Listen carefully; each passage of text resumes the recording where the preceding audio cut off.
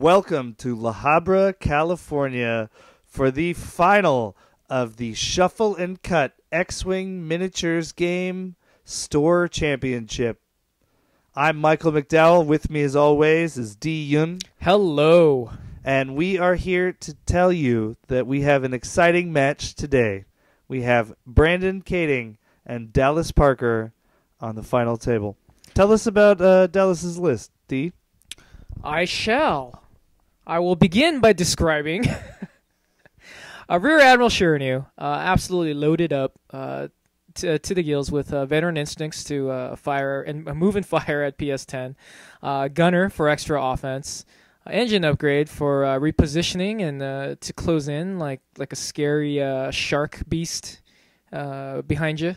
And 3 crew members to look at that loot, the plaque and the regional buy. Is. Our executive producer Matt Gringold. He has Rebel Captive, which will play huge in this match because those aggressors Brandon's flying do not like to get stressed. And finally, Ysanne, Isard. Has there ever been a consensus on how to pronounce her name? No. Then I'll just say Isard for a little extra survivability. And as a wingman, instead of the usual Whisper, he's bringing Soontir. In fact, to beat those Whisper lists and make sure that he comes out on top. And Soontir's loaded up with the usual PTL, Autothrusters, and Royal guarded up to also have hull. Now, it looks like we're doing kind of an interesting sort of grouping. We're definitely going towards the middle. I saw that they did a lot of their corners, 3 from the edges. I think that's definitely going to be good for these big base ships. Brandon today is Chiraneau in particular likes to boost around the corners of the board. Yeah. Brandon today is running dual IG-88s in the Aggressors. Dual Aggressors, if you know them as that. We've got IG-88 Beta and IG-88 Charlie. Beta is decked out. So both of them are identical to a point. We've got both of them have PTL, advanced sensors, Autothrusters, and IG-2000. It lets them share their abilities across the board. Beta, our friend with the double tap gunner, is going to have Mangler cannon. And Charlie, our friend who gives us a free evade action each time you perform a boost action, is going with heavy laser cannon and inertial dampeners. So this should be a great match. I'm really interested to see where Dallas is going to set up his guys. And even before we undergo, I feel like a winner already because both of these stellar players are members of Minox Squadron. Minox Squadron would like to take this moment to thank Matthew Murphy, proprietor of Shuffle and Cut Games in La Habra on Lambert Avenue, for having a wonderful store and allowing our good friend Matt Gringold to... Yes, Matthew Gringold. Please proceed. Run such a spectacular, flawless, I would say even, tournament, except for that one half fist fight. And he also... Oh, did I swing at Mr. you again? Murphy, you did. Every Mr. tournament. Murphy has such a wonderful store, great prices, great personalities. Well, just the fact clean. that he's selling X-Wing at below MSRP is something everyone should take note of. And there's a great In-N-Out right across the street. You can get all the food you want for those low prices. And he's going to the middle of the board. And, well, if we're plugging stuff then, I'm just going to drop a line for direman.com, the home of Mistakes Were Made. And let's also thank Logitech microphones for providing us with the great games Rock Band and Guitar Hero. And shout out also to Bitcoin. Apple. Bitcoin? I'm sorry, I'm getting just distracted. Oh, I financed much of my X-Wing purchases with profits from buying and selling Bitcoin. Bitcoin, it's a fickle market, ladies and gentlemen. So be careful out there. Armand Gutierrez, I believe is his last name, who did our wonderful videography. And we're just about to start. Again, this game is untimed, so we're not really in a rush. You know, it's about 2 in the morning, so everyone's about ready. That's not accounting for the daylight savings that smacked us during the match. It becomes 3 instantaneously. How is that still a thing? Why? What purpose does that serve, other than to just mess with us? Well, to save the daylight, bro. I mean, it's obvious. We don't want to lose it. In the name. Save the daylight. You know? Back in the day when the farmers were busy plowing potatoes out of the fields of Nebraska, they were low on daylight and they needed to save it. And so they give us an extra... We give them, through time, an extra hour every year. Which way is the decimator facing at the moment? It appears to be facing directly towards the camera. I find that to be an utterly fascinating choice by Dallas's part. He could have placed that RAC anywhere, and he's just dangling in front of Brandon, daring him to get stressed by the Rebel Captive on board. You know, thematically, I loved Rebel Captive initially, but now that I think about it, why would bounty hunters care if they shot at a Rebel Captive? Maybe that Rebel Captive is worth some money. It's wanted alive only? Yeah. Oh no, my credits are disappearing. No disintegrations, D. I see. All right, the action has begun. Brandon it looks like advanced censoring. Boost forward, free evade. No. It's just going 1 forward. He's taking it slow. This is unusual, actually. I think he wants to see where Rack is going to go. He probably doesn't want to get anywhere near that range 2 eyeball into crit action either. It does behoove Brandon to remain at range 3 for as much of the match as he can because of his cannons. Both the Mangler and the heavy laser cannon as secondary weapons provide just as much punch as they would from closer. However, Autothrusters is not going to be in effect at range 3 unless we're talking about just with the decimator. And so... I'm sorry, are you talking about the Autothruster on Soontir or the one? Yes, I am. Okay. Yeah. Well, I'm speaking specifically about this fascinating match between RAC and those 2 aggressors. If Dallas can boost to range 2, I'm sure that's what he wants. It looks well clear. And that's why Brandon came out slow, I assume. As opposed to his usual aggressors. You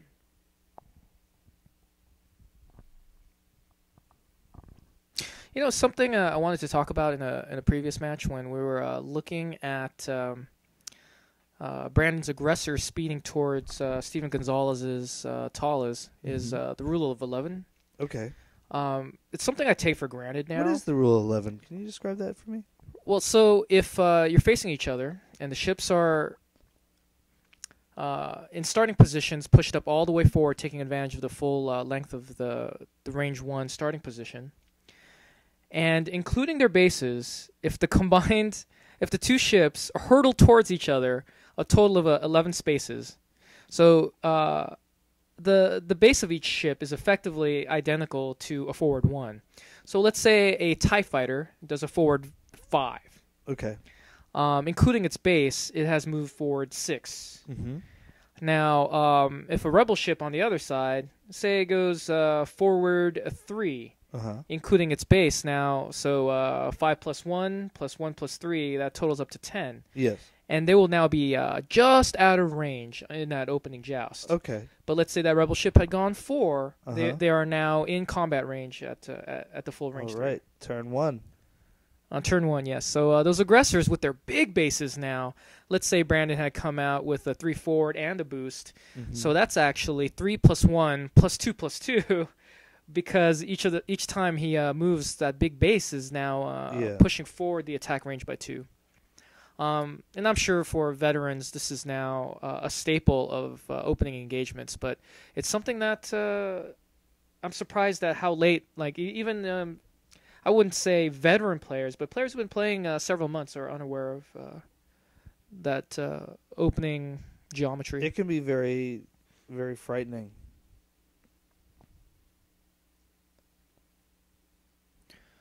I mean, even with Rack, cool. Rack is even worse. He has a 4 forward plus boost if you have an engine upgrade. Brandon elected to advanced sensor self bump, and there's just strength of that advanced sensors. But the instant he fires at Chiraneau, whichever aggressor fires first, both the push the limit and advanced sensors, so that's 6 points of upgrades, is basically negated in just that one fell swoop, and that's the power of Rebel Captive. The one thing aggressors absolutely detest is stress. So if you bring Rebel Captive, Tacticians, Cath with Mangler Cannon, maybe? Mara Jade. Mara Jade, yes.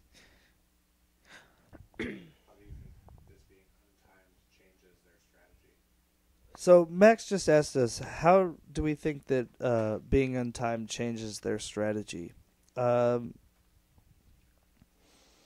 God, you're going to ask us questions we have to Dan Fouts, you know? Well, the team who manages to eliminate the other team will be most likely to win. Correct. There we go. Thank you, D. That was a wonderful Dan Fouts. It's one of these things where you don't take as many risks, or maybe you take more. Well, the complexion... You're able to make choices that you're not allowed to. I guess that makes it obvious. That's my Dan Fouts right there. You can win in a single turn, but you can also win by slowly and much more methodically making sure that you have that advantage. Right? There's no rush. There's no reason to be rash about anything. It greatly changes the nature of the game because let's say with Dallas's squad, in a previous matchup where we covered him, I was commenting on how it's a list that survives and endures and walks away with a couple of kill points worth of MOV. Here he can't leave the table unless he's either defeated or has eliminated both of those IG-88s. And so both, and on Brandon's side, the same thing applies. He can't just ace Soontir and fly defensively. He has to plan out a way to offensively take out both ships. And what that means is your target is drastically different. Yeah. This one, with the dual aggressors, you bring up a great point against Decimator and Wingman. You have to be very careful in that you don't burn down an entire aggressor just shooting away the Decimator. Well, because you are a single or a greatly wounded aggressor, say 2 hull left, and a aggressor with full hull are going to have a hell of a time catching Soontir or Whisper. And then once that very damaged one goes down, because obviously they're going to be shooting there, you're never going to catch a well-flown Soontir or Whisper with an aggressor. It just becomes too difficult to not have them trailing you. Well, I think Dallas, personally to me, I'd rather be fielding, if I was in this matchup, I'd rather be fielding Dallas' squad just because, okay, with Chiraneau, you're just going to do your best to arc dodge both cannons, and if you're forced to choose, especially once your shields are down, you're just going to be avoiding that Mangler cannon like the plague. With engine upgrade and boost, it shouldn't be, and much higher pilot skill. It shouldn't be too tough to pull that off. And then Soontir will just be providing a continual, just the peppering of shots, hoping to whittle down whatever ship Rack is concentrating on. Brandon has the classic phrase is on the horns of a dilemma as he's clutching his face in sadness. It would behoove him to eliminate Chiraneau, but at the same time, that problem with Rebel Captive is gigantic. If he can't Segnor's loop, come back around, it's totally taking a lot of the maneuvering arsenal off the table. But at the same time, if all he's doing is going after Soontir, like I've previously commented, usually that's the trap. Yeah. Soontir is just about as hard to hit as any ship out there. I think Soontir has greater survivability than Whisper. Yes. But he's taking the shots that he does have, so he's starting on RAC, so he might as well stick with hits. it. It's a good start, for sure, to be certain. Which means he did the smart thing. He fired away with a heavy laser cannon first to whittle off the shields, and then fired with the Mangler to lay those crits into the soft underbelly of that big fat decimator. It's something that he can fix with a hit. I'm not sure which one. It looks like our crit is one of the fixable ones. So that means weapon malfunction or Damage sensor array. Damage sensor array. Both of which are pretty nasty to Chiraneau.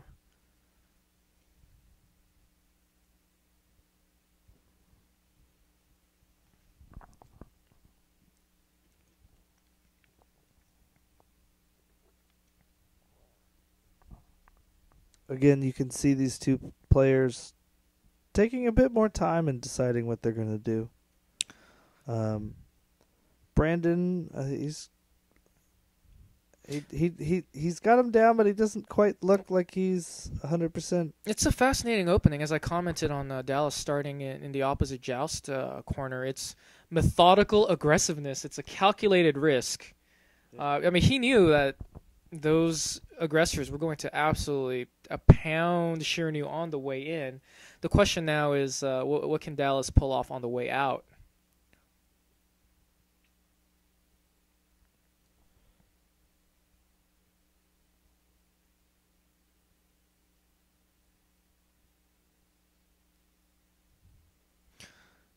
Was that the aggressor that fired first? Did he clear stress with it?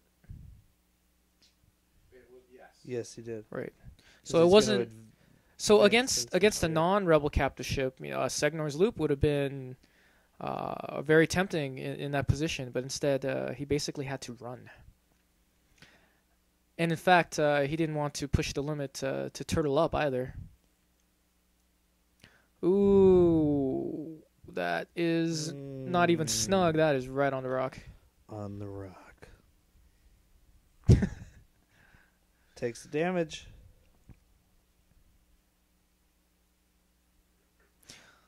I'm not sure if that was intentional or not. I feel like it must have been because it's not even close. He just wanted to get that aggressor out of the way.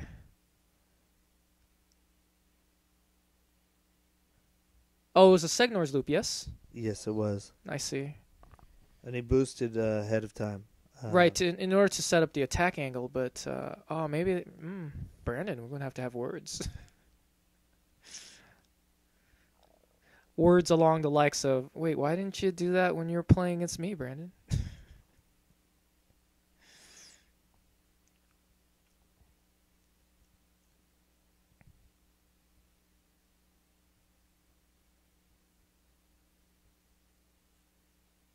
I do a similar thing that Dallas does in using my fingers to sort of measure out and visualize where ships will be, especially with repositioners like Soontir and Whisper. Occasionally I've had opponents objecting. It does seem to be kind of a gray area. In fact, actually, in this tournament, Brandon Roth objected, and so it wasn't a big deal. I complied and just stopped doing it. No, but it is a gray area, and one thing we all love about X-Wing is the high level of sportsmanship the vast majority of us share with one another. My reply is typically that FFG has not objected to it at even the highest levels of play, up to the final tables of Worlds. I think that the key is that you're not putting your fingers on the templates and then checking it. Well, see, that's where the grayish area gets, because I mean, you don't do that. I put my fingers right up against those big bases of the ships, and that's an exact the big measurement base of range and the 2. template are different things. I mean, it's not like we're taking the exact measurements. You know what I'm saying? But they're identical. The big base is identical to a 2-bank? No, to a forward 2. I knew that. I'm just wondering, because usually it's. I mean. Well, I feel like these are the sorts of issues that the X-Wing community should have a discourse at large. Obviously, if we're just relying on FFG to provide rulings, well, then we're heading towards other hyper-competitive board like miniatures and card games. I do really love the X-Wing community in that we've solved a lot of our problems together for the most part, and often it comes down to, hey, you want to just roll on it? I can't tell. And I think that's absolutely fair. I agree. Even with laser pointers, there are times when we have such a tough time deciding if something's in arc. See, I tend to think that laser pointers are too fat. They're too wide for the edge of a stick. My bigger objection to them is, unless you're holding them just so, and I mean directly in line, if you're holding it at an angle going, oh, see, the laser's in line with the cardboard's attack arc, well, when it falls on the lower surface of the table, it actually gets warped to the side. But it is a convenient tool in many cases. It is a convenient tool.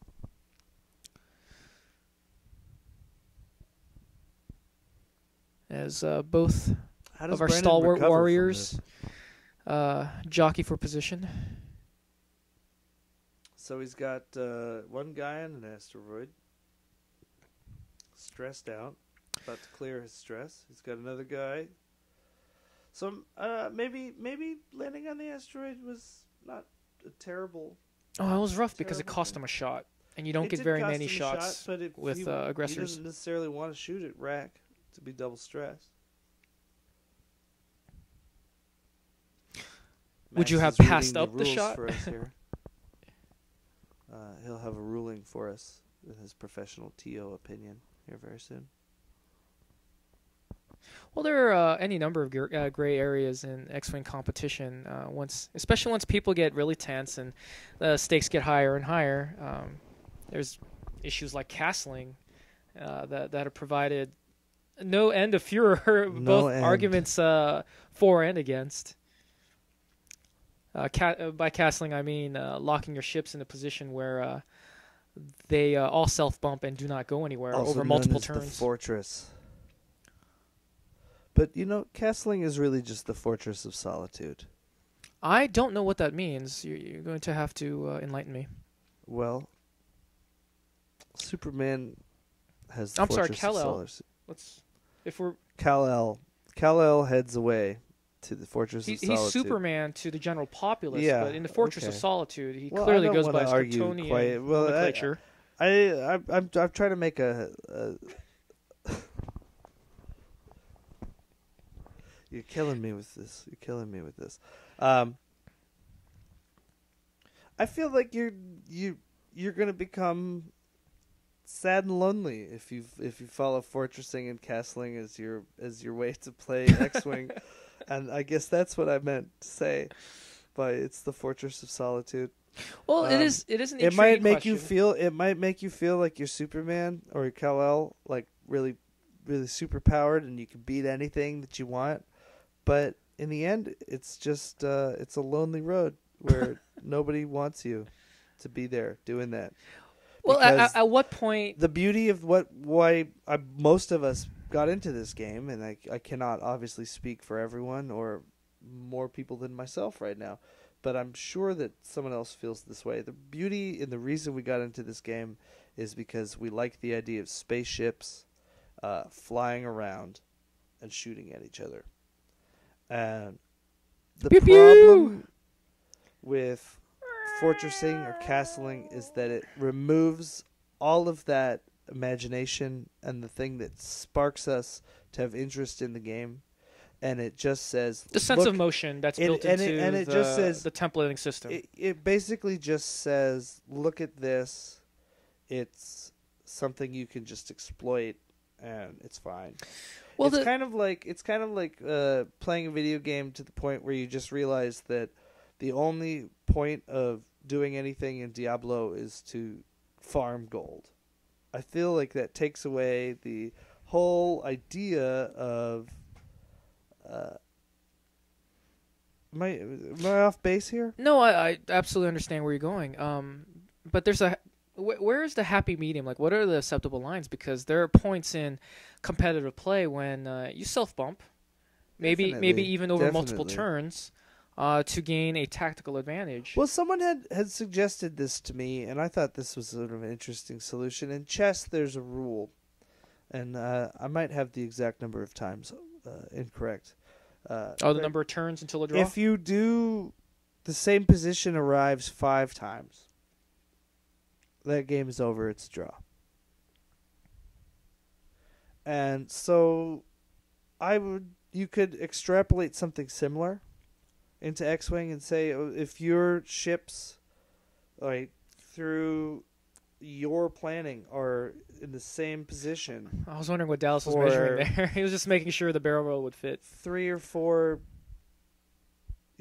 rounds, then you've forfeited the game.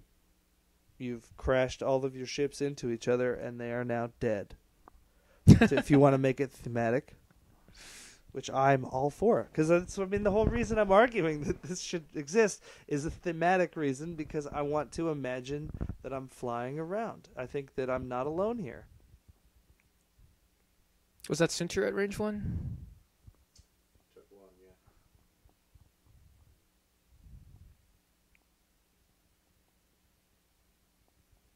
And now in HLC. Oh, there is.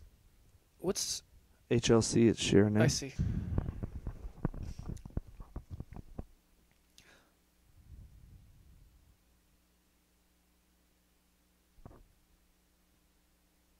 He spends the target lock for 2 hits.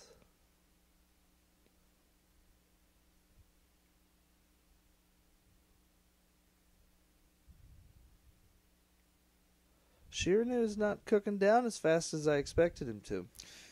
Well, that turn on the rock and now pointed in the wrong direction played a big part in that. Dallas definitely came out that opening engagement as, well, we can't crown him victor yet, but with the edge. We have a double stress ship ready to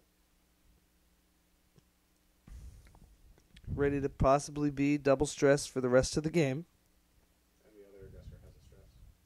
And the other aggressor has how does the other aggressor have a stress? I think he did a Singer loot. He did a Segnors onto that rock, and then did a one bank. Maybe a one bank, PTL'd after that. This is how much we're paying attention. I hope that everyone else knows, and that you're following along. I also love that we're getting cues from Max. Yes, but you can't hear which him. Nobody can hear our cues. D and I are. So doing how's your our day, best. Max? How are you feeling these days?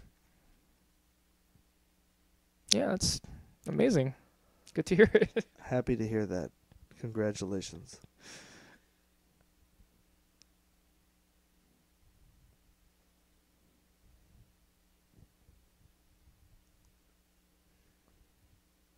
You don't say. Oh, you have a gambling and drinking problem?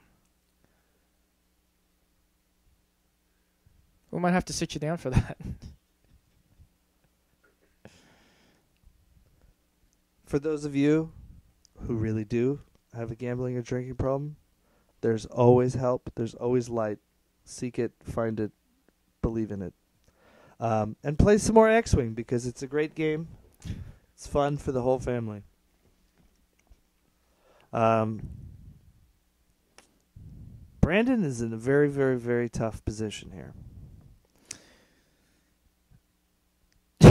Which one is the one with the inertial dampeners? That is the one in front.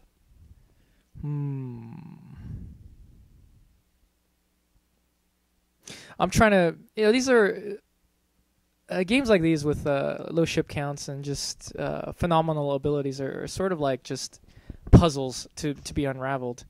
And so I was thinking the best option Brandon has is to move that closer one into position to self bump and set up a shot with this one that he's about to move. Because even the forward one would have placed that aggressor that just executed the maneuver pretty far forward, and giving a chance to rack to arc dodge. But this ensures that he at least has one shot, and with a very wide firing arc at range on Chiraneau.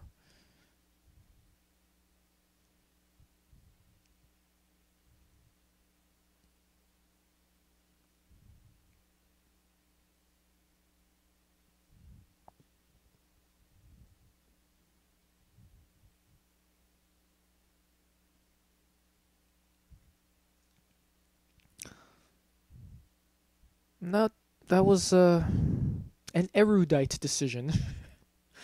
You could see that Dallas was pondering the virtues of boost or rolling inside, but he's playing it safe.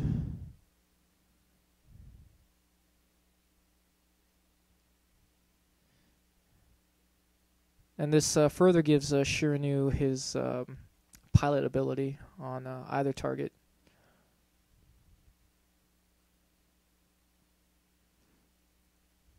He's still trying to repair that one crit to no avail. Oh, to success finally. He's done it.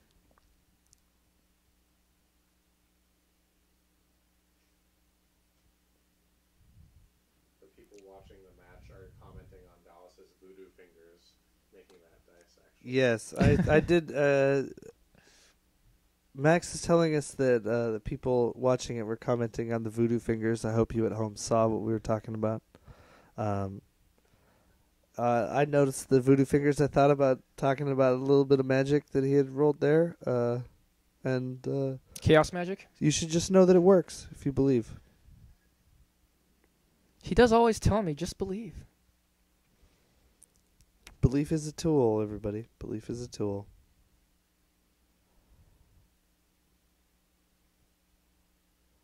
Soontir fell through a rock here. Oh, nope. Well, there will be Autothrusters involved either way.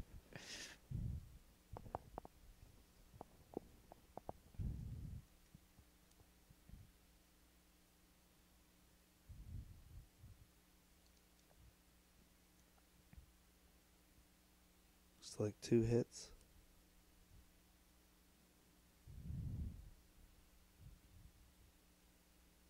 No damage taken.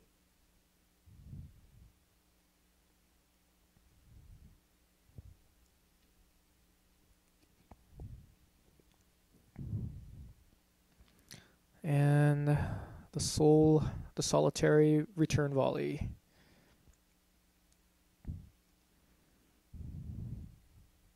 Yep, look at that rebel captive just pile on.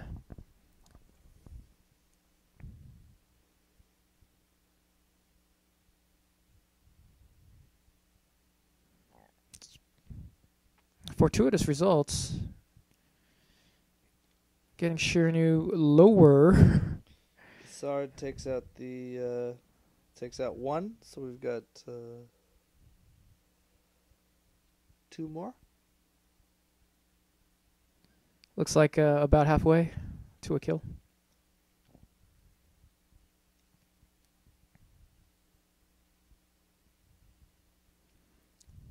Now the difficulty is getting shots to finish off Chiraneau. It's a very awkward position. Well, I think with I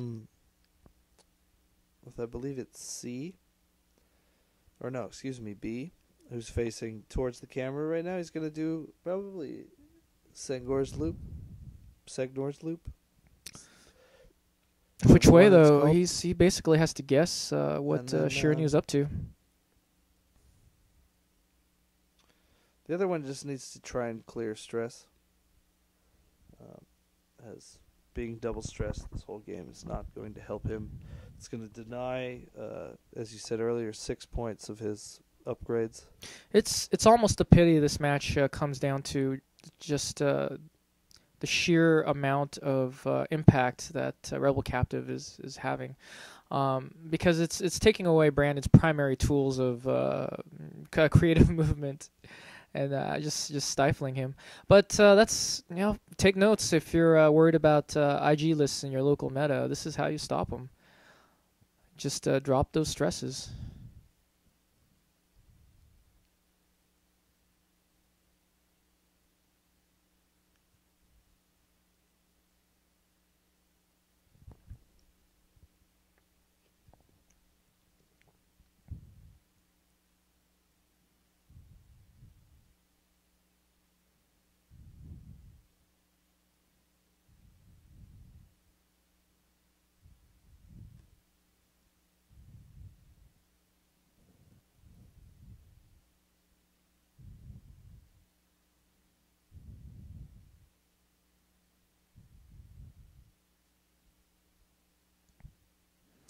And there indeed is the Segnors with the advanced sensors.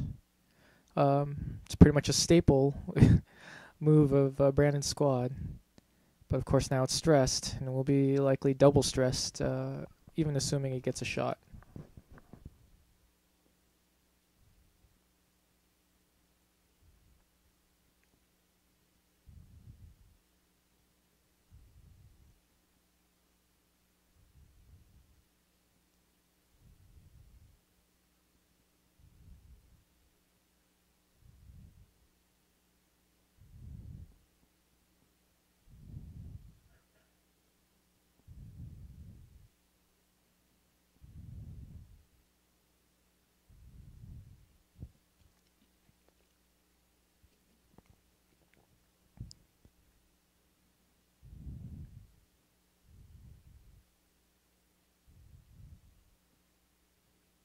I never liked Superman. I think he's a boring character. It's usually pretty true. No offense to all Superman fans. But, he's super powered. He's got everything. He can do everything. There's nobody better.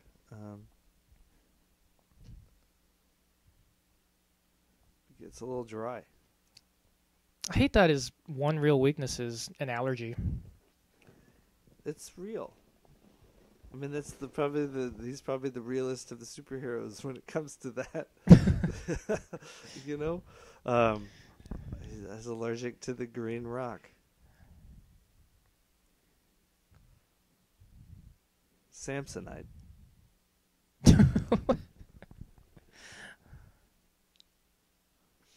And Dallas anticipating the Segnors. Does it clear? What are we looking at for measurements? All right. The question is, does a right boost take him out of that arc of... and that's exactly what Dallas is measuring. It will. With the lens distortion, it's been a little difficult to tell, but I believe that it will.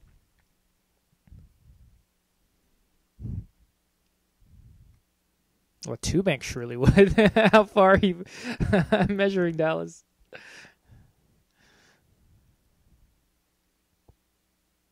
Well, he's attempting it, and it is. I can't even tell. I don't believe it is. No clue. I guess we'll find out shortly.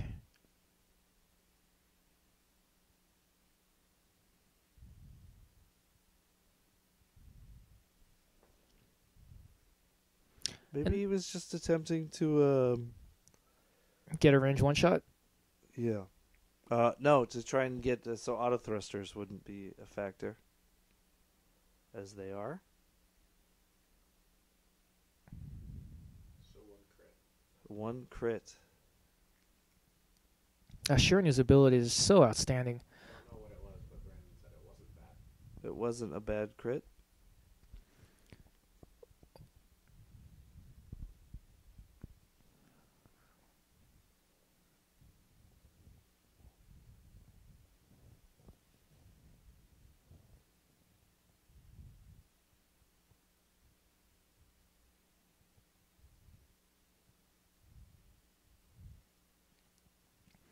Looks like the aggressor's just shrugging it off. And he does have a range one shot back. The crit was a blinded pilot. Oh, blinded pilot. He missed and is shooting again with the ability. But With the Mangler B's ability cannon. is giving him the Mangler cannon again to take that double stress. And really, that's Brandon's best chance is hope for a crippling crit off of that Mangler cannon on the Chiraneau. I'd like to be more insightful here, but this is a straightforward slugfest at this point. And that one is a direct hit. We've got a direct hit. 4 left. 4 left on the decimator. And you can see there that Dallas has preemptively placed Isard's token. I have heard him on occasion in these matches asking, "Do you mind if I go ahead and place it?" The jerk that I am, I would say, of course not, in the vain hopes that he would forget. But these little details are very easy to overlook. I don't think it's a jerk move to say of course not. I would also say of course not. Well, we're jerks, Michael. We're We're subhuman troglodytes. Myself several times, and been very frustrated and felt like I've lost matches from that.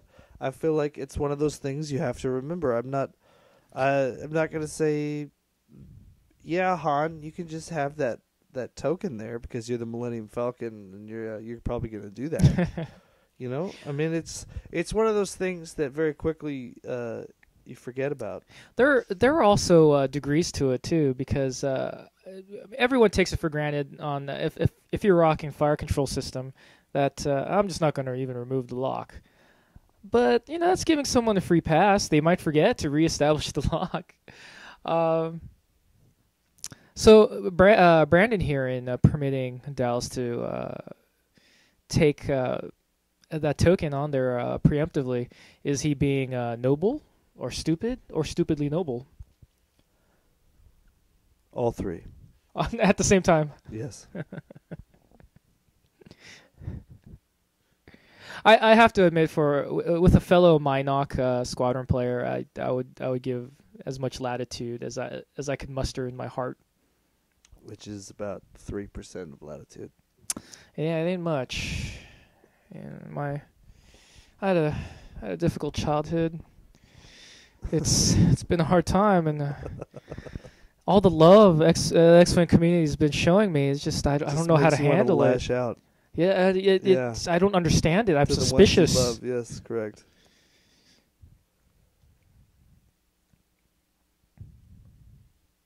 That's an interesting idea. It looks like he's trying to block Soontir. I don't think it's going to help him, though. He's probably most likely not going to have a shot. Well, it does create a little bit of distance between him and the Decimator as well. Trying to get into range 3, and if he can block Soontir, that's just a bonus.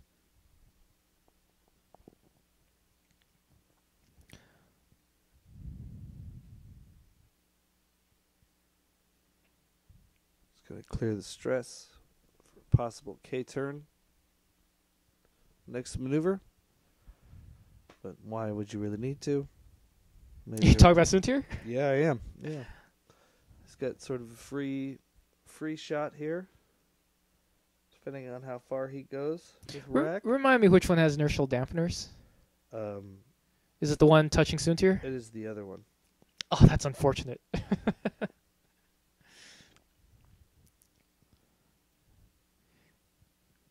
I imagine Dallas is going to take a target lock here.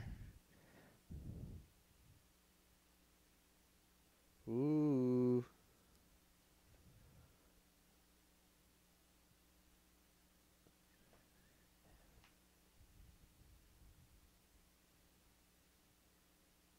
And have a quality range 2 shot on Now, his quarry.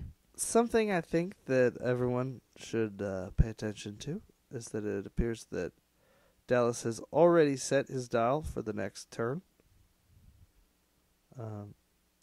He's already made his choice. Where are you looking at?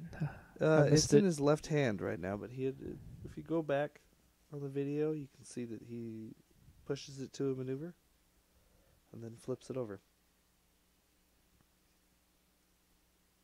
Autothrusters. Gunner. And so that's what Dallas was debating, whether or not to blow the target lock, but and here he does. Looks like 2. Autothrusters are so good. Autothrusters don't do But enough. that crit goes through. Yep. Structural damage. We're in trouble now. That's a nasty one.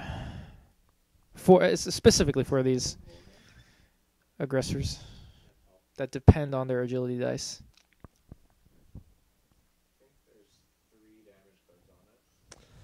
We're under the impression that he has 3 hull left. Of those who are paying attention to the game. You mean will know. 1 hole left? Yeah, that's what I'm trying to say. It's often I say the exact opposite of Three- what I mean. Three So, Hans remaining, I believe. Take that with everything that I say. So his klaxons are blaring and the cockpit's on fire. I guess robots don't panic, but it's still not a good time. Are they like Cylons? Can they just download themselves, come back? Yeah. He's got a whole factory of IG-88s. That's terrifying. And then he's Of assassin uploaded droids? himself into like a cloud brain. How do you tell an assassin droid no disintegrations? Do they even have protocols for the aggressor, right? The IG-2000 has a chamber for a captive crew, yes? Yeah. I don't know, actually. I'm just talking, yeah, I believe so. I want to believe so. I mean, he's in the lineup looking for... Maybe He looks so... loves I always money. thought he looked so cool. He might need a lot of money to make that operation work. A lot of capital that's required to have a droid production plant to keep your servers up. It's a lot of capital. That's awfully snug, Brandon. He's on the asteroid. He rolls Is that another hit. the end? That is not the end. I see. He did not roll a hit, apparently. Well, what are the politics of droid rights at this stage of the Star Wars universe? That is a question for Does another IG-88 person. have to bribe Imperial officials in order to maintain his freedom and autonomy? Because they're clearly slaves. They are clearly slaves. In the droids. deepest sense, because they're programmed to enjoy being slaves. Suddenly I'm offended. I'd like to know about droid rights. Please, All those Han please write in the players rocking comments. 3PO? PPO. PPO? Oh, despicable slave owners.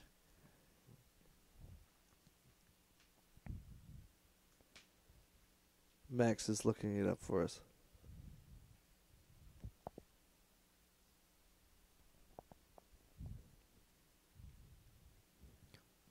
The very sort of behavior I would expect from rebel terrorists.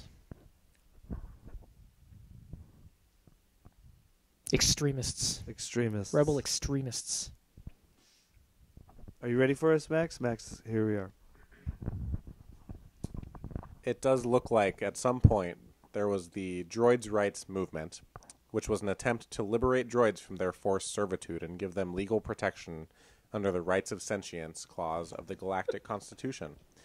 It opposed ownership of droids and anybody advocating anti-droid propaganda, instead advocating that their sentience programming and personality matrices gave them said protection. Problems arose. Droids started using their own uprisings against organic masters. There was a great droid revolution and a droid army, and then basically it all fell apart. So they went back into servitude. Oh, so they're dangerous. Got to keep them down.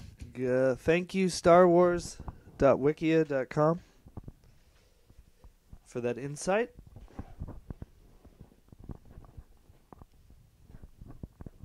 So what we're basically seeing is that the rebel captive effect has been so profound in denying Brandon his full arsenal of moves. Yeah. Like the slaves that he should be. And Max just spouted like the slaves he should be. Getting political up in this house. Freedom! They may take our servos, but they'll never take our freedom!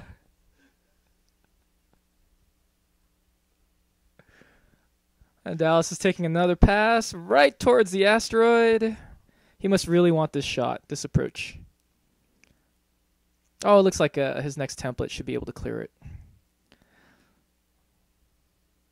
This fisheye effect is very deceptive.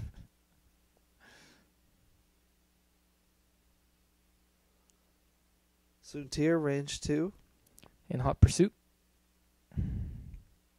On an actionless aggressor. That's an I have you now sort of moment.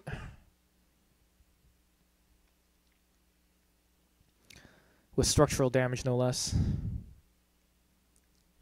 And he's scooping. Done.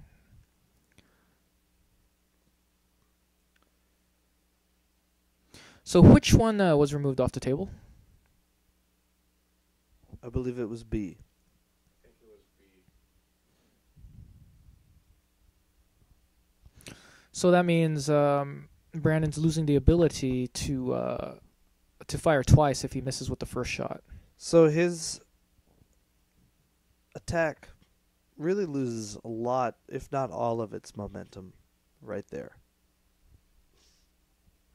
It's going down approximately 25%. Well, at this point, even if you can take down 25%. Chiraneau, which would be a big get and somewhat unlikely, the fact that this game is not going to time but going to duration means without that gunner effect, he's going to have a dickens of a time laying any hurt onto Soontir. Well, he's going to have a hard time catching him. It's really he's got one good shot coming up that I don't think Soontir can avoid. After that, it's really anybody's game, or it's really Dallas's game to win. It does look like Soontir still has the possibility of executing his standard hard 2 and then a barrel roll boost, depending on where that aggressor ends he up. could definitely. There are options, but he does still have inertial dampeners. Oh, which would make his decision pretty easy. He could then barrel roll back and then turtle up. If he goes the wrong way. Yeah, you're right.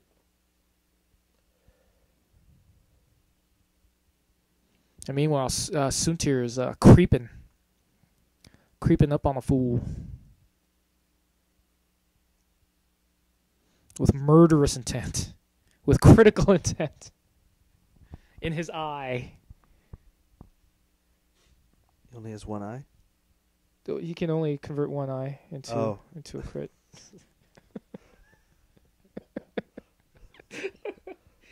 Gotcha! Yeah, bazinga! Just losing it here. It's 3 a.m.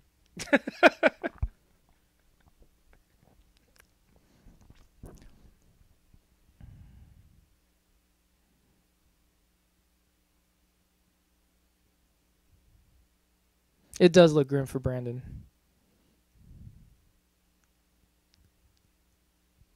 He may never be able to get a Chiraneau in arc again, or maybe one more time with the Segnors. I think Chiraneau is going to be much simpler to get into arc than Soontir is, and I think he's got a target lock on Soontir. He has to make this shot count, and if he can cripple, if not kill Soontir, then he does have be really in a lot of trouble. The heavy laser cannon remaining? He does still have the heavy laser. So that is a lot of dice. Oh, he's going to give up the shot on Soontir. Stack it up. Try for wreck.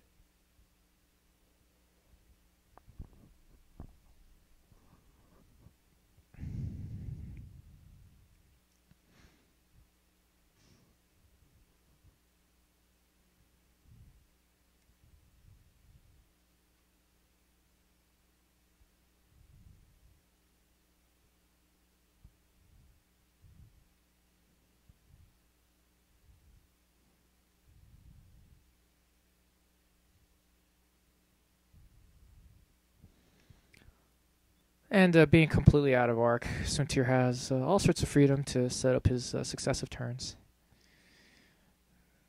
I could even see foregoing the second action, but Dallas is going to barrel roll in so that he has a better apex to turn into.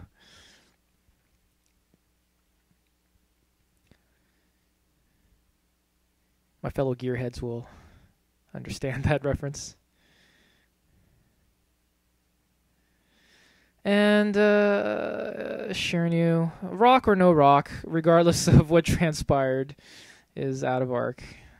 Must be frustratingly so for that is a rough for that turn. Robot civil rights leader that is IG88.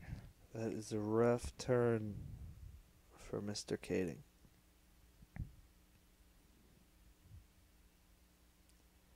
That's a lot of blanks. We got 3 hits against IG88. Autothrusters gives us 1. Are those blanks? Am I saying that correctly? One of them is a focus. Are we deliberating gunner shenanigans?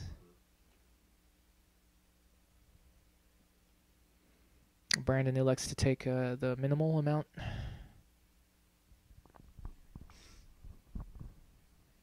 Instead of risking the gunner reprisal.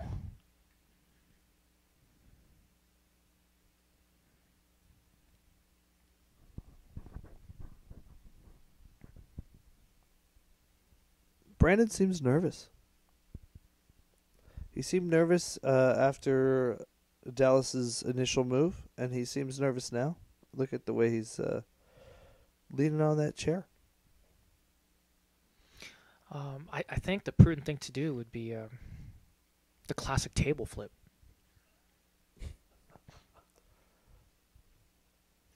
Max is in agreement. Now, obviously, he probably wouldn't get far with the plaque, but perhaps in the ensuing distraction, he could manage to purloin the regional's buy card and abscond with it before anyone notices. I think that'd be the tactical decision that I would elect, that I would favor. Yeah, it appears that it's only a matter of time.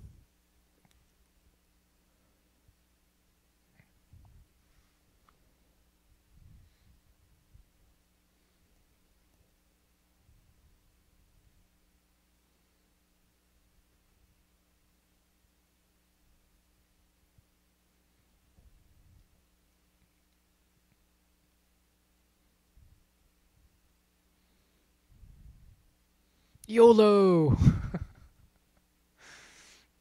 He's got to do everything he can Yep, you to just get gotta Rack out of the game. gotta if he pray he can. can drop that HLC. Is Rack in HLC range of death? Well, he's certainly an arc. Oh, I'm talking about the amount of Han damage he has to his shields. He looks like he's getting just out of range. Actually, no, he should still be in range. He should be. Well, if he is, he can eyeball that and boost out.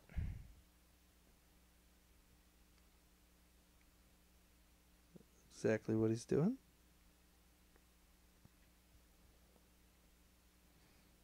He does have a ton of damage cards on. Let's see there. Was that one? Right. So he was within HLC range. Definitely the right play. Justin with Soontir. Autothruster v Autothruster. Nah.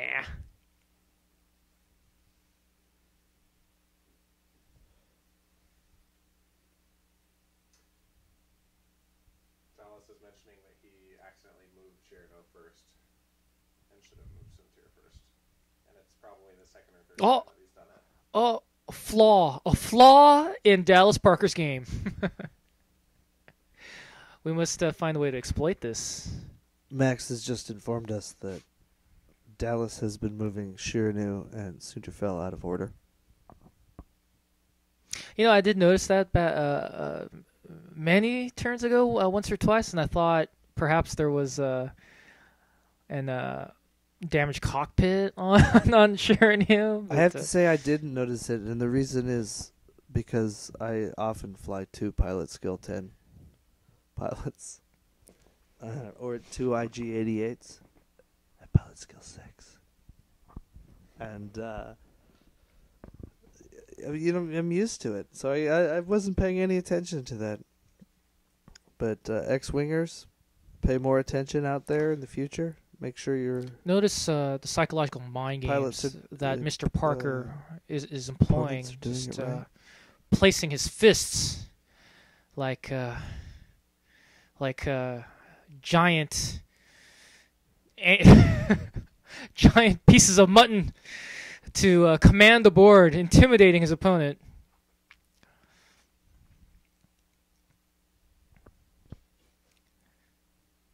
Brandon feebly waving him off.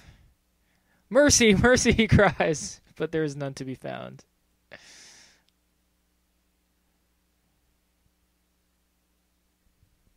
They should be able to get out of that one. A roll and boost ought to do it, or Angle is deceptive. Looks like he's going to go for the shot.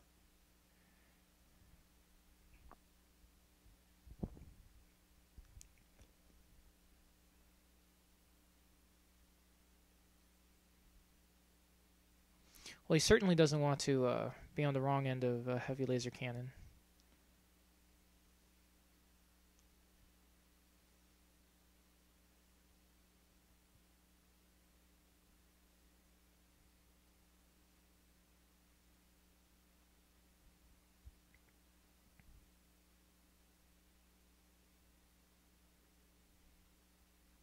Just believe, Dallas.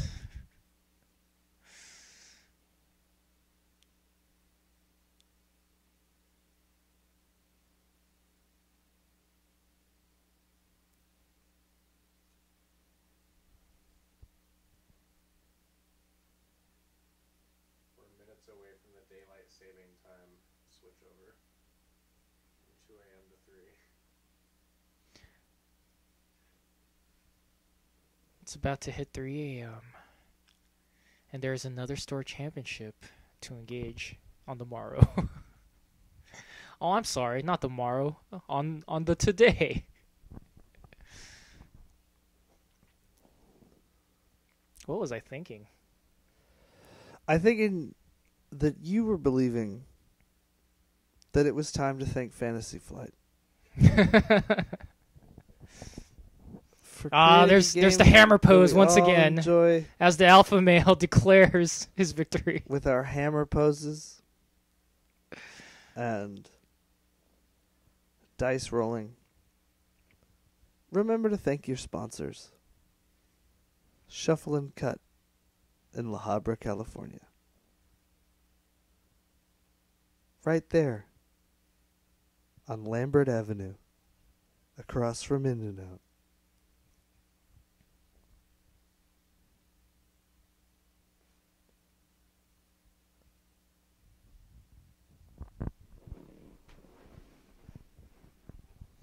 Psst, Dallas, it's your turn. And this is a calculated risk. It's conceivable that return fire from the HLC. Well, no, he does have Isard. He can math.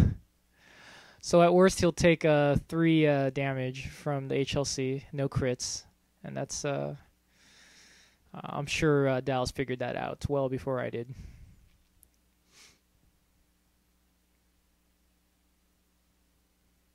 Gunner coming up.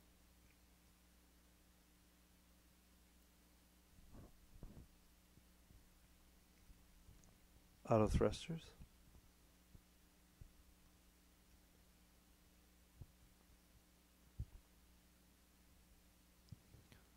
Looks like he's around 2 eyeballs.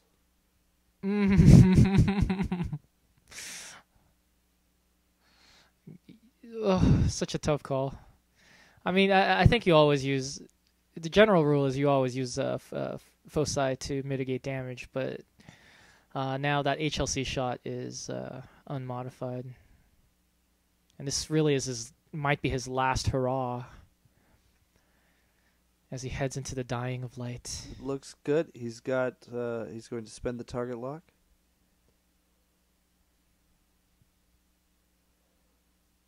He rolled 1 hit, 2 crits, but those change. And so 2 get through. So close, but so far, because Chiraneau will be just zooming past. Did they remember Rebel Captive?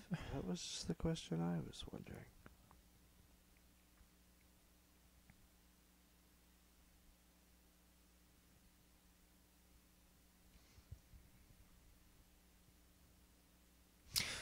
Would you consider X-Wing a sport?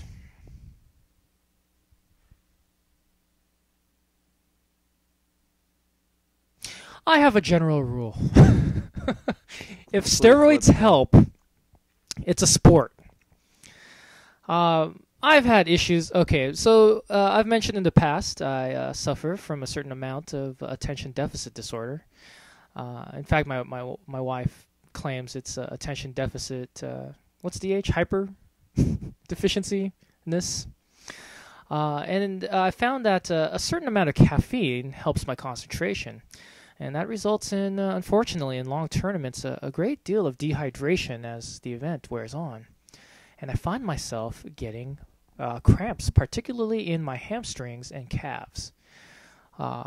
Having been a former high school and collegiate athlete, I'm very familiar with the Charlie horses that accompany minor dehydration, and it's identical.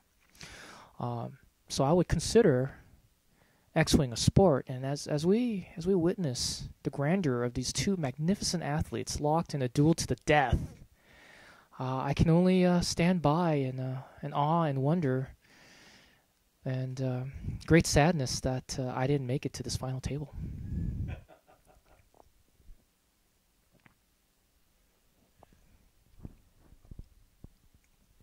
Thoughts, Michael? I'm not sad I didn't make it to this final table. This is a mean game of crits and hits and evades, as they say on the street. And oh yeah, that's the lingo. And yo, what up with that head swinging, yo?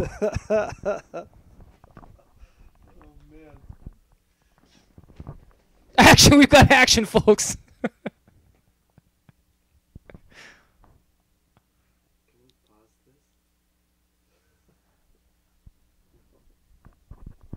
I'm actually I am genuinely proud of both these fellas as my fellow team members. I'm actually quite glad that it's a shame one of them has to lose is what it comes down to. But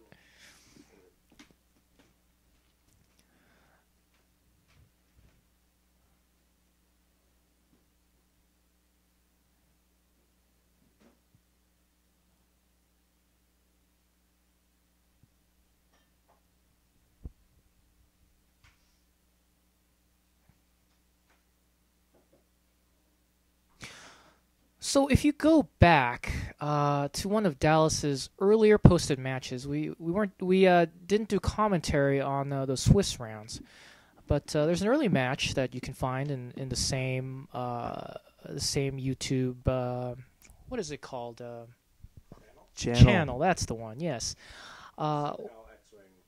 SoCal X-Wing videos, where Dallas is taking on yet another one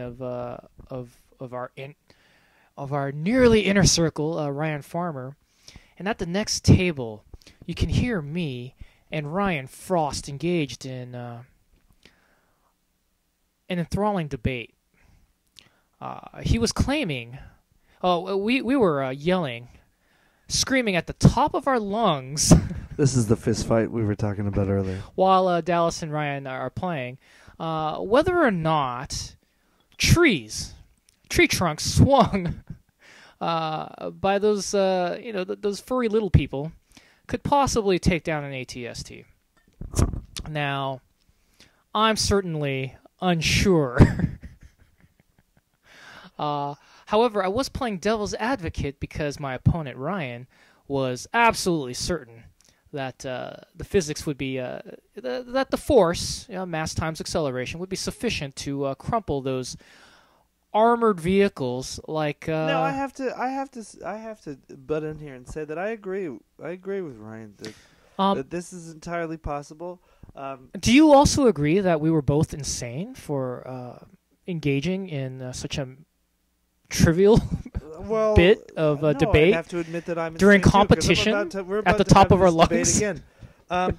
I think it very easily could. I mean, it depends on the armoring, obviously, of quite so. the ATST and the weight of the trees, because trees. Well, that's the mass. Yes. The trees are always usually a lot larger than you think they are.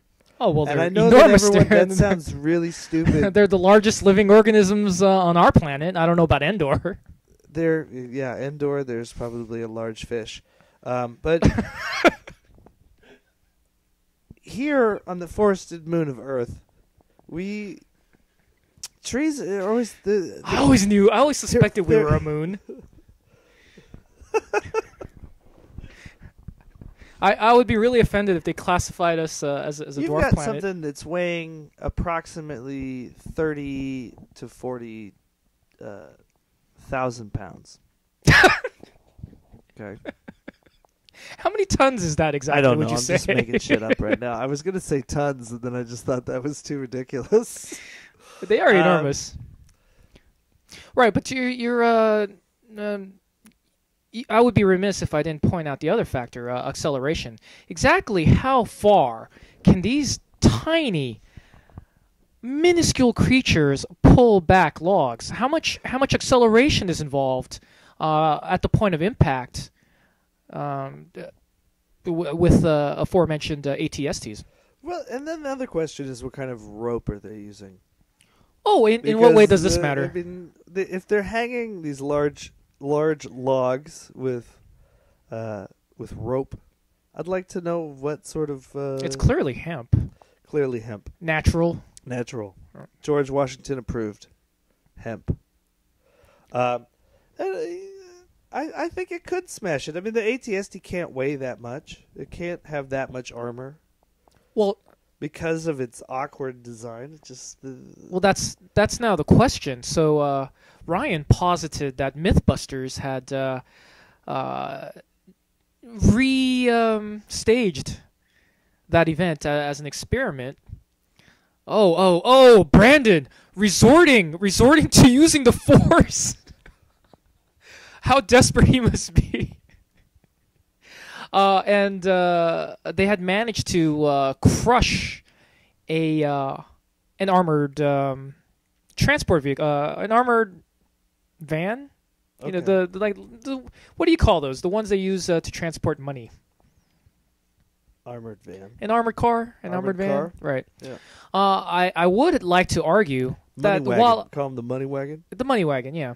However, that is armored only in the sense that it's meant to deter small arms fire. Correct. It's not a genuine military grade armored vehicle like the AT-STs clearly are.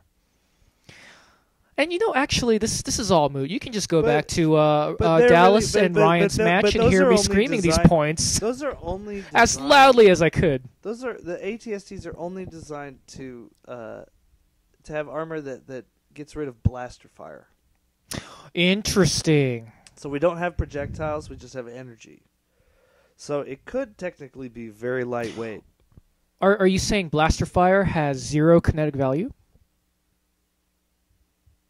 I think I might be saying that. Yes. I have no argument to the contrary, and yet at the same time, you know, watching stormtroopers fly backward when shot. Well, that's because of their expert Aikido training.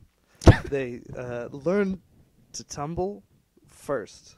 Oh, like rolling with a punch. Yes, correct. And it helps it so that you just get a little blaster damage on your plastic shell. But rolling you're fine. rolling with damage is negating a kinetic force.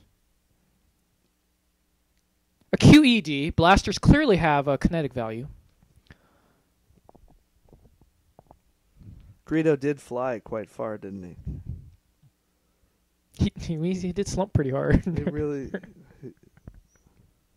It's that explosion that blasters make on contact that are throwing me That's off. where the kinetic energy comes from. It's not from. Oh, it's a the actual chemical blaster. reaction. Yeah. I see. Yeah. Understood. And that's why it's especially excitable. That's the word I want to use, but that's really not the word, the vocab. No, I believe that is applicable at the molecular level. It's especially excitable when it touches the hard plastic of a stormtrooper's uniform. Well, clearly that armor is meant to stop just the energy.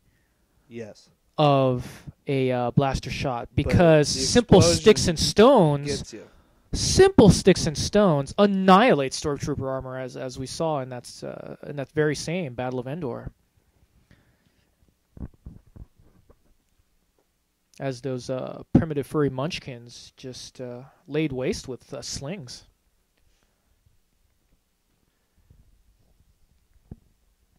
All while singing the sweet songs of their tribe. Is anyone ever bothered that Ewoks fully intended to eat people? It definitely crosses my mind when I watch it now. It definitely crosses my mind when I watch it now, because their number one instinct that they have is delicious long pork, and how they convince. I mean, maybe it's just because Leia is so beautiful. No, but perhaps convince them. Maybe Luke uses a little force to change their mind. He gets perhaps the midichlorians it's a the M word again. The M word. How dare you? They're not hungry for a little. Your perfidy, your villainy knows no bounds. You scum. You scum. We're back to the match. Well, perhaps it was a great misunderstanding. In retrospect now, it seems possible that Wicket merely lured Leia to the village thinking, well, she's somewhat scrawny. Perhaps we could fatten her up. Yes. That is a distinct possibility. Oh, it does look like Brandon's lined up another chance with the HLC. Oh, there's a match happening, by the way.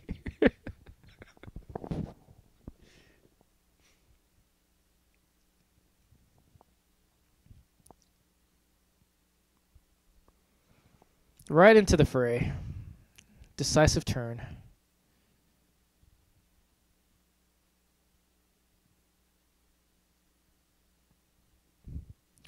With Gunner and Chiraneau eyeball conversion, I imagine that something will get through. Especially without Autothrusters involved, since the Aggressor's in arc. I still see shields on the remaining Aggressor. Yes, there's one.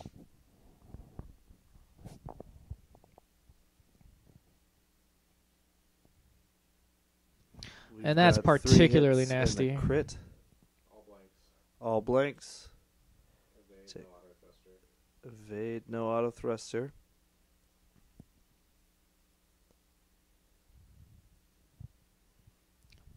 Use the force, Brandon. Minor hull breach.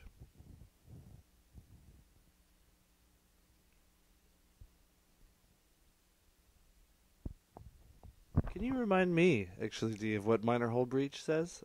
Since Dallas has got me my interest peaked. I believe red maneuvers are involved. If a red maneuver is executed, Oh, then you roll an attack die. that's the one. That one's terrible for an aggressor. Well, Segnor's For a becomes single aggressor. extra exciting now. Well, it's somewhat moot because unless they forget, that Aggressor will be taking on the stress with the shot.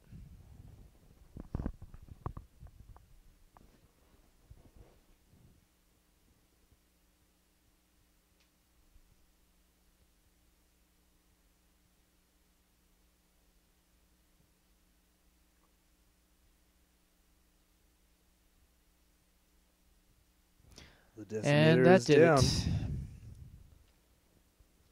Yeah, I And thought that we've was a got particularly aggressive move by full Dallas. Soontir fell versus a 3 Han aggressor. Oh, only 2 Hans. Hans remaining, Excuse buddy. me, only 2 Hans are remaining.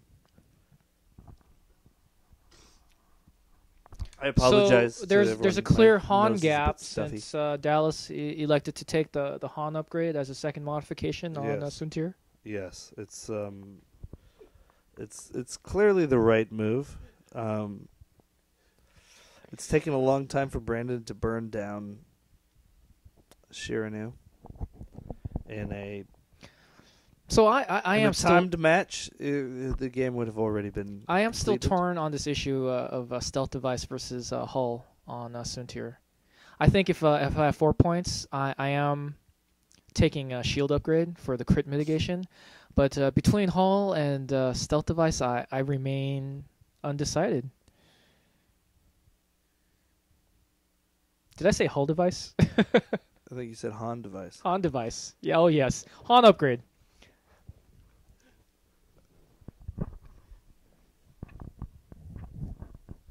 So this becomes kind of an interesting game.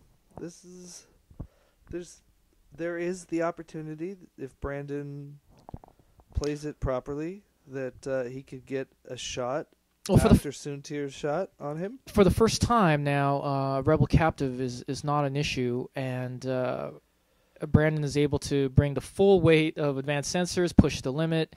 But he's not with that crit. With minor hull breach, he's not able to do his But the Segnor's loop or Well, his K turns. he's still able. But that's a mighty risk Indeed, it with is. 2 Hans left.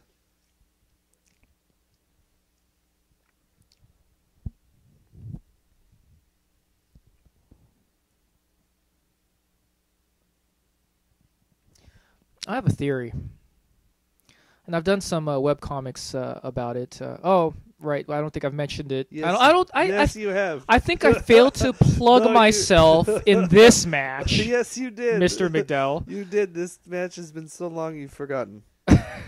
Well then, at direman.com, we've been doing it's nerd culture webcomics, and Star Wars being one of my favorite subjects. I have this theory that R2-D2 is in fact the greatest Jedi in the universe. There are Tell a me couple why. of comics we've done pertaining to that issue, and I'd like to present a couple of pieces of evidence supporting my theory. Right. So in A New Hope, when the stormtroopers are running around looking for, scum and those rebel terrorists, Yes. including droids, Yes. they knock on the door, and the sergeant or non-com in charge of that particular batch of stormtroopers says, "It's locked. Move on to the next one." Now, I've always wondered, because that makes no sense to me.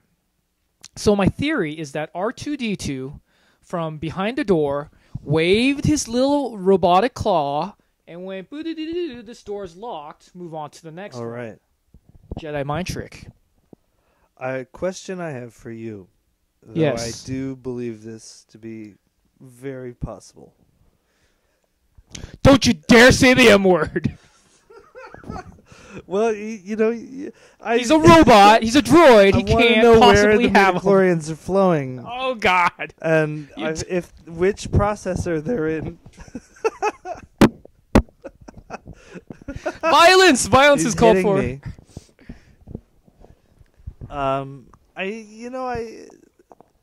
You've got to have the little tiny bacteria, and if you don't, there's no force.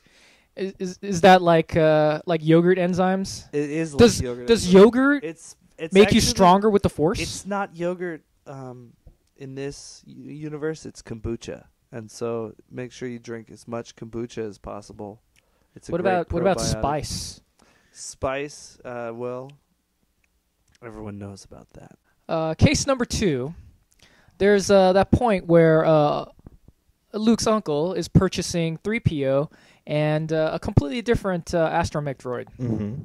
Now, what moisture farmers would need navigation droids for is another issue. But as Red is wheeling away, he suddenly, for no apparent reason, blows his top. Mm. And in my mind, that's R2-D2 once again squeezing his little robotic claw hand and force choking the hell out of that other droid. Do you think that there are digital midichlorians that R2-D2 uses? Binary bacteria? Maybe electrons. Maybe it's electromagnetic midichlorians. And did we miss the end of the match? Oh, that's beautiful.